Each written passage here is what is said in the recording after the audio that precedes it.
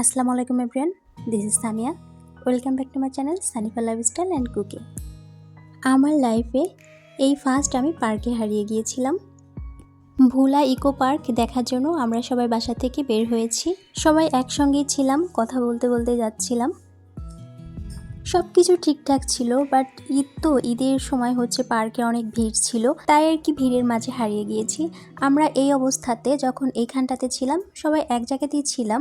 পার্কে ঢোকার সময় হচ্ছে এই রাইডটা সবার প্রথমে পড়ে।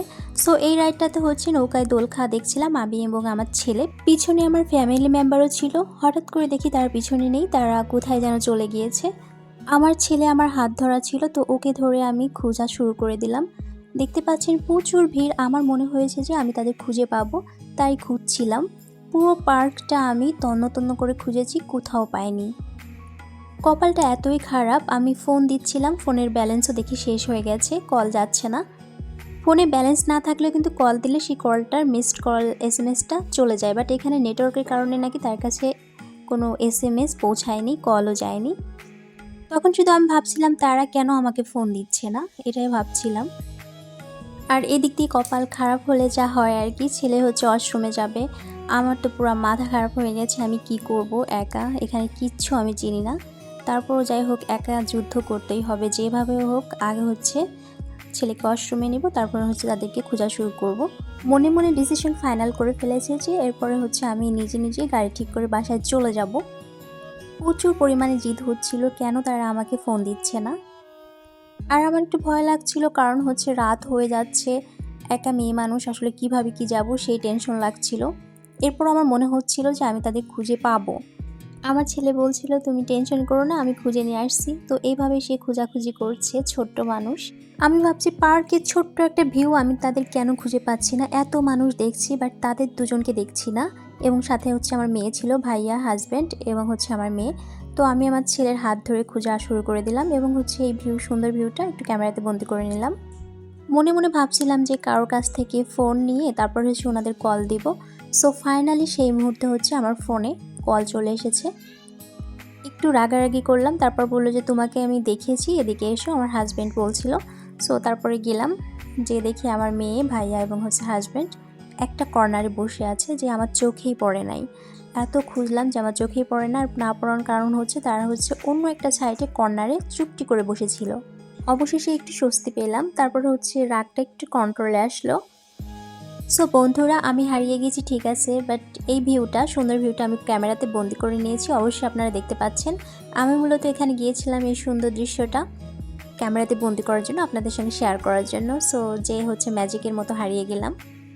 সো ফ্রেন্ডস, যারা আমার ভিডিওর এই অবধি এসেছেন প্লিজ একটি লাইক করে দেবেন। আপনার একটা লাইকের কারণে কিন্তু আমার এই ভিডিওটা অন্যদের কাছে সাজেস্ট করবে। Thank you. আমার হাজব্যান্ড বলছিল তুমি সামনে যাও, আমি ভিডিও করে দিচ্ছি। সো তিনি আমার ক্যামেরাম্যান হয়ে গিয়েছে। এই সিঁড়িটাতে নামা একটু হার্ড। ভোলা ইকো পার্কের যতটুকু ভিউ দেখেছেন ভিডিওতে, আসলে এতটুকুই। দেখতে ভালোই লাগে, আর মেঘনা নদীর তীরে অবস্থিত, এজন্য বেশি ভালো লাগে। ভোলার প্রত্যেকটা পার্কে হচ্ছে নদীর তীরে অবস্থিত, ভীষণ ভালো লাগে। ইকো পার্কে আমি যেটা দেখেছি, এই ছোট ছোট সিঁড়িটাই হচ্ছে মূল সৌন্দর্য, আর হচ্ছে নদী। এই পার্কটাতে আগে দুবার আসা হয়েছে। পার্কটা মাশাআল্লাহ অনেক সুন্দর, ভালোই লাগে। মানুষ দেখতে পাচ্ছেন, অনেক মানুষই কিন্তু আসে। সো ব্যাস, এটাই হচ্ছে ইকো পার্কের ভিউ। সারা বাংলাদেশেই হচ্ছে রাসেল ভাইপারের আতঙ্ক ছড়িয়ে গিয়েছে, সবাই খুব আতঙ্কে আছে। নির্দিষ্ট কিছু জেলা আছে, যে জেলাগুলোতে হচ্ছে রাসেল ভাইপার সাপের ভয় আসলে একটু বেশি।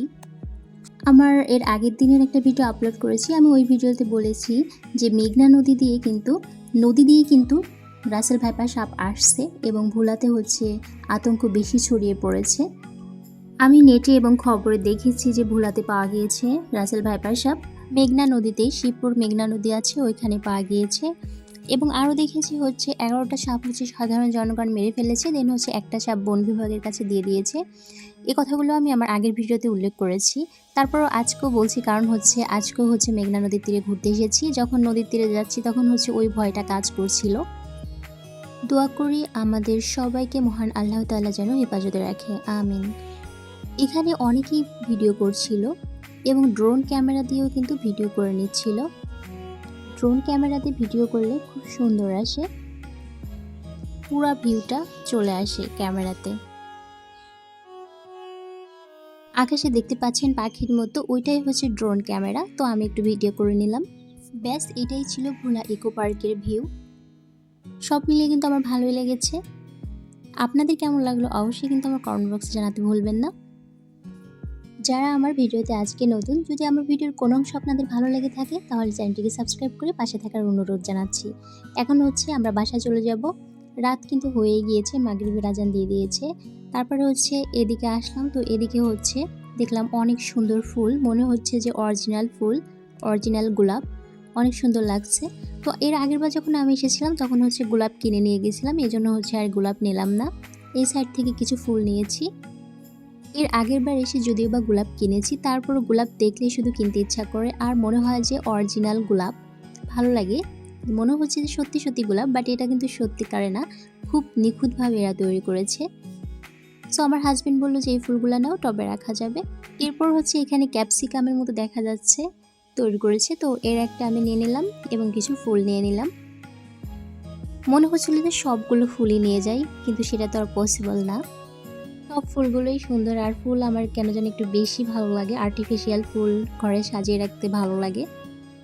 সো যাই হোক, আর দেখবো না, দেখলেই শুধু কিনতে ইচ্ছা করে। এরপর হচ্ছে বাচ্চাদের জন্য খেলনা কিনে নিলাম, আর এই গোলাপের দিকে আমার চোখ বারবার করে আটকে যাচ্ছিল।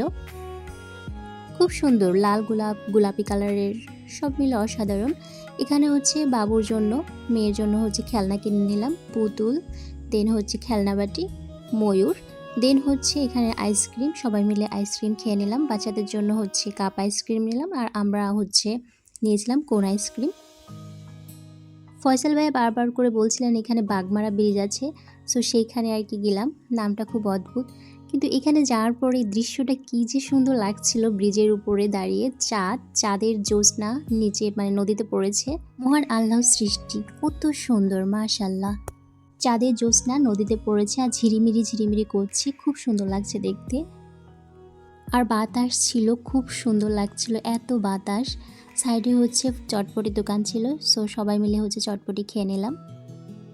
সবাই যখন চটপটি খাচ্ছিল তখন আমি ক্যামেরার দিকে তাকাতে বলছিলাম, এরা মনে মনে ভাবে যে খাইতে গেলেও শান্তি নেই, শুধু ভিডিও। এরপর হচ্ছে আমার হাজব্যান্ডকে বললাম, তো উনি একটু তাকালো। এই জায়গাটা আসলে অসাধারণ লেগেছে, ভীষণ ভালো লেগেছে, বিশেষ করে চাঁদের জ্যোৎস্না নদীতে পড়ছে আর নদীর বাতাস, কি সুন্দর দৃশ্য, অপরূপ লেগেছে। এই যে ইনি এখানে একটা কাজ করছে, আমার ক্যামেরাতে কিন্তু ধরা পড়ে গিয়েছে, এটা চেঞ্জ করে নিয়েছে, আমি খেয়ালই করি নাই। পরে আমি ভাবছি যে আমি এখনও খাইনি, তো এটা কিভাবে পুড়িয়ে গেল। তারপর উনি আবার আমার প্লেটটা, ভাইয়া আমার প্লেটটা আবার আমাকে দিয়ে দিলেন। এরপর হচ্ছে বাচ্চাকে খাইয়ে আমি খেয়ে নিলাম। ফাইনালি বাসায় পৌঁছে গিয়েছি। এরপর হচ্ছে কি কি কিনে নিয়ে এসেছি একটু ফ্রেশ হয়ে সেগুলো দেখে নিলাম। 3টা ময়ূর কিনা হয়েছে, 2টা বাচ্চাদের এবং আরেকটা হচ্ছে ফয়সাল ভাইয়া কিনেছে, তো ওনাকে দিতে হবে। বাচ্চার জন্য পুতুল কেনা হয়েছে, দেন হচ্ছে খেলনা বাটি। পুতুলটা আমার অত ভালো লাগে না, আমার বড় ভাই একটা পুতুল কিনে দিয়েছিল অনলাইন থেকে 1500 টাকা দিয়ে। ওই পুতুলটা ভীষণ ভালো লেগেছিল, ওটা হচ্ছে শোকেসে সাজিয়ে রেখেছিলাম, কে জানি চুরি করে নিয়ে গিয়েছে, খুব খারাপ লেগেছিল। যদিও বা বাচ্চাদের আবার আসলে পুতুল কিনে দেওয়া হয় না, কিনে দিতে চাইও না, তারপর বাচ্চারা যেহেতু আবদার করে একটু কিনে দিতে হয়। এখানে হচ্ছে ফুল কিনে নিয়েছি। সো ব্যাস এটাই ছিল আমার কেনাকাটা। ভোলা ইকো পার্ক থেকে এগুলোই কিনে নিয়ে এসেছি। সো ফ্রেন্ডস, আজকের মতো এখানে বিদায় নেব। দোয়া করি সবাই সুস্থ থাকবেন, ভালো থাকবেন। আপনারাও আমার এবং আমার ফ্যামিলির জন্য দোয়া করবেন। আল্লাহ হাফিজ। Thanks for watching.